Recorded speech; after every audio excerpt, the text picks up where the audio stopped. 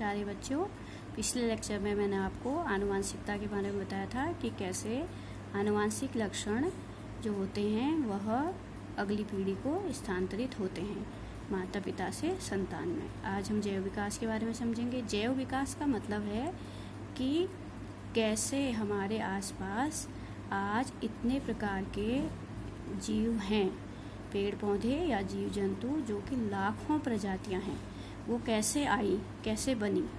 ठीक है, तो यह जैव विकास एक क्रमिक परिवर्तन के कारण हुआ। और जब हम पीछे इतिहास में जाएंगे, मानव विकास नहीं, मानव विकास की कहानी तो बहुत नई है।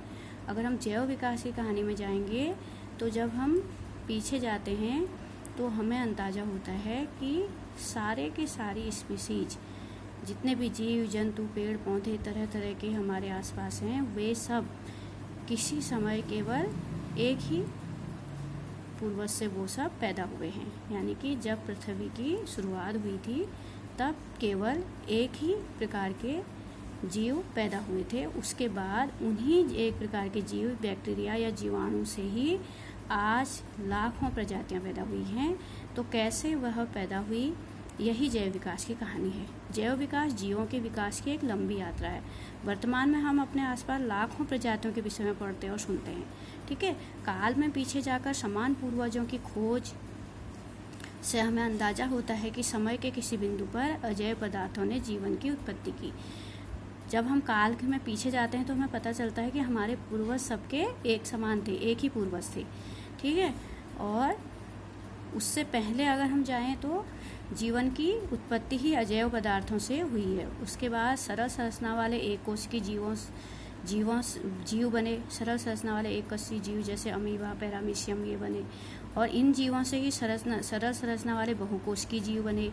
और फिर इन जीवों से जटिल संरचना वाले बहुकोशिकीय जीवों का विकास हुआ। इन जटिल संरचना वाले बहुकोशिकीय जीवों में मनुष्य भी एक जीव है। जैव विकास को समझने के लिए केवल वर्तमान स्पीशीज का अध्ययन पर्याप्त नहीं है। अगर हम जैव विकास को समझना चाहते हैं तो केवल हम ये नहीं देखेंगे कि वर्तमान में कौन कौन सी स्पीशीज हैं, इसके लिए जीवाश्म का अध्ययन भी आवश्यक है। जैसे डायनासोर के शरीर का चिन्ह जब हमें जीवाश्म के रूप में मिला तब हमने जाना कि डायनासोर नामक प्राणी भी इस पृथ्वी पर कभी रहता था। ठीक है, तो केवल वर्तमान का अध्ययन करना ही जरूरी नहीं है, आवश्यक नहीं है, केवल उतना ही पर्याप्त नहीं है। उसके अलावा हमें खुदाई से प्राप्त जीवाश्मों के अध्ययन की भी आवश्यकता होती है, क्योंकि जीवाश्म हमें विभिन्न कड़ियों को जोड़ने में सहायता करते हैं। किस जीव के बाद कौन सा जीव उत्पन्न हुआ, यह सब बताने में जीवाश्म हमारी मदद करते हैं। तो जीवों द्वारा अपने अस्तित्व को बनाए रखने के लिए विभिन्न चरणों में जटिल अंगों का विकास हुआ। पहले जो शुरुआत में जीव थे वो केवल एक कोश की सरल संरचना वाले जीव थे। उसके बाद जीवों की संख्या बढ़ने लगी तो अपने आप को क्या करने के लिए, अपने अस्तित्व को बनाए रखने के लिए विभिन्न चरणों में उनके शरीर से जटिल अंगों का विकास होने लग गया। ठीक है, जैव विकास के समय अंग अथवा आकृति नए प्रकारों के लिए अनुकूलित होते हैं। यानी कि जब जैव विकास धीरे धीरे जैव विकास हुआ, नई नई स्पीशीज का जन्म हुआ, तो कई बार ऐसा भी हुआ कि जो अंग पहले किसी और कार्य के लिए थे बाद में किसी और कार्य के लिए काम आने लग गए। जैसे पंख जो पहले शरीर को गर्मी देने के लिए विकसित हुए थे। जो पंख हैं, पक्षियों के पंख, वो शरीर को उष्णता प्रदान करने के लिए यानी गर्मी देने के लिए विकसित हुए थे। लेकिन बाद में पक्षियों ने उनका उपयोग उड़ने के लिए करना शुरू कर दिया। तो विकास को निम्न अभिरूप से उच्च अभिरूप की प्रगति नहीं कहा जा सकता। जैव विकास में हम ये नहीं कह सकते कि जो जीव पहले पैदा हुए वह प्रगतिशील नहीं थे और जो जीव आज हैं वह ज़्यादा प्रगतिशील हैं।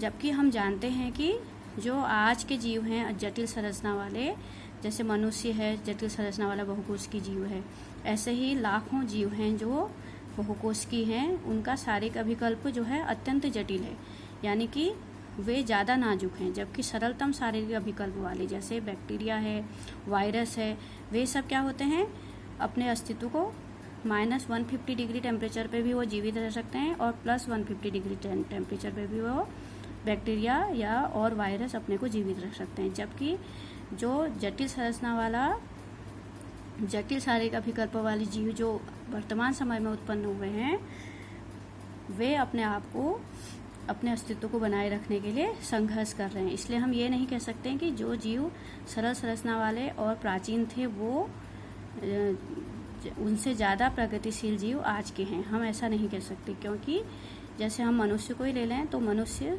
45 से 50 डिग्री के टेम्परेचर को नहीं सह सकता, जो कि आज की उत्पत्ति है। मनुष्य सबसे बाद में आने वाली स्पीसीज है, जबकि बैक्टीरिया और वायरस पृथ्वी पर जीवन की शुरुआत के समय सबसे पहले आने वाले जीव हैं और वे आज तक बने हुए हैं, अपना अस्तित्व बनाए हुए हैं। ठीक है, तो विभिन्न जीवों के मध्य समानताएं हमें उन जीवों को एक समूह में रखने और उनका अध्ययन करने का अवसर देती है।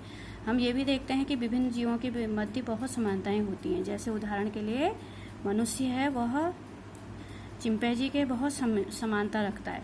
मनुष्य चिंपैंजी के बहुत समानता रखता है। तो इसलिए अगर हम उन विभिन्न जीवों के मध्य हम समानताएं देखते हैं तो फिर हम उनके ग्रुपिंग करते हैं और समान लक्षणों वाले जीवों को एक ग्रुप में रख के हम देखते हैं कि इनमें कौन कौन से लक्षण समान हैं। तो वे सभी जीव एक स्पीसीज के, अगर हमें यह जानना हो कि एक स्पीसीज के सदस्य कौन हैं, ठीक है, तो इसका सरल सा हल है कि वे सभी जीव एक स्पीसीज के सदस्य कहलाते हैं जो आपस में जनन करके संतान उत्पन्न कर सकते हैं। आप एक स्पीसीज के सदस्य उन्हें कहोगे जो आपस में जनन करके संतान उत्पन्न कर सकते हैं। जैसे हम मनुष्य को ले लें तो मनुष्य एक स्पीसीज का सदस्य है, वैसे ही बकरी एक स्पीसीज है, गाय एक स्पीसीज है। ठीक है, तो एक स्पीसीज के सदस्य हम उन्हें कहते हैं जो आपस में जनन करके संतान उत्पन्न कर सकते हैं, चाहे वो दिखने में अलग अलग हों, अलग अलग ही क्यों न हो। विकासीय संबंधों को हम जीवों के वर्गीकरण में भी ढूंढ सकते हैं। ठीक है, जब हम जीवों का वर्गीकरण करते हैं तो उससे भी हमें पता चलता है कि कौन जीव पहले आए, कौन बाद में आए और कौन किसके सबसे नज़दीक है। जैसे अभी मैंने तुम्हें बताया कि मनुष्य चिंपैंजी के ज़्यादा नज़दीक है, तो हो सकता है कि किसी समय मनुष्य और चिंपैंजी के पूर्वज एक ही रहे हों। कुछ आधारभूत अभिलक्षण अधिकतर जीवों में समान होते हैं। जितने भी सजीव हों उन सब में कोशिका होती है, ये हम समझते हैं। इससे भी हमें पता चलता है कि एक ही पूर्वज से हम सभी स्पीसीज का जन्म हुआ है। कोशिका सभी जीवों के आधारभूत इकाई है। अगले स्तर पर कोई अभिलक्षण अधिकतर जीवों में होगा लेकिन सभी में नहीं। जैसे केंद्रयुक्त कोशिका वाले जीव वो एक कोशिकीय और बहुकोशिकीय होंगे, और केंद्रिक रहित वाले जैसे जीवाणु जिसमें केंद्रक नहीं होता, और केंद्रक युक्त कोशिका वाले जीव दो प्रकार के होंगे, एक कोशिकीय और बहुकोशिकीय जीव। ठीक है, तो शुरुआत अगर हम करें तो सभी जीवों में कोशिका होती है। इसका मतलब है प्रारंभ में सजीवों का जो मेन लक्षण है वह है कोशिका का होना, और वो सभी में होता है। उसके बाद फिर हम आगे अगले स्तर पर बढ़ेंगे तो हम देखेंगे कि कुछ अभिलक्षण अधिकतर जीवों में होते हैं लेकिन सभी में नहीं। जैसे केंद्रक युक्त कोशिका अधिकतर जीवों में होती है और केंद्रक रहित जीव कोशिका होती है। फिर इस तरीके से हम उनको वर्गीकरण करेंगे। उसके बाद एक कोशिकीय और बहुकोशिकीय जीवों में भी दो प्रकार के होंगे, एक जिनमें प्रकाश संश्लेषण होता है और जिसमें नहीं होता। ठीक है, यह वर्गीकरण का अगला स्तर होगा कि हम देखेंगे कि किन में प्रकाश, तो हमने पेड़ पौधों को अलग कर दिया क्योंकि उनमें प्रकाश संश्लेषण होता है, और जीवों को अलग कर दिया, उनमें प्रकाश संश्लेषण नहीं होता जंतुओं में। अब उससे अगले स्तर पर हम बढ़ेंगे तो हम देखेंगे कि कुछ में अंतःकंकाल होता है और कुछ में बाह्य कंकाल होता है शारीरिक रूप से। तो सबसे अधिक समान अभिलक्षण वाले जीवों का उद्भव निकट अतीत में समान पूर्वों से हुआ होगा। इससे हम बता सकते हैं कि जो सबसे अधिक समान अभिलक्षण वाले जीव हैं वे निकट अतीत में उन सब के पूर्वज एक ही होंगे। ठीक है, इस प्रकार अतीत की कड़ियों का निर्माण करते हुए हम विकास की प्रारंभिक स्थिति पहुंच सकते हैं जहां मात्र एक ही स्पीसीज की।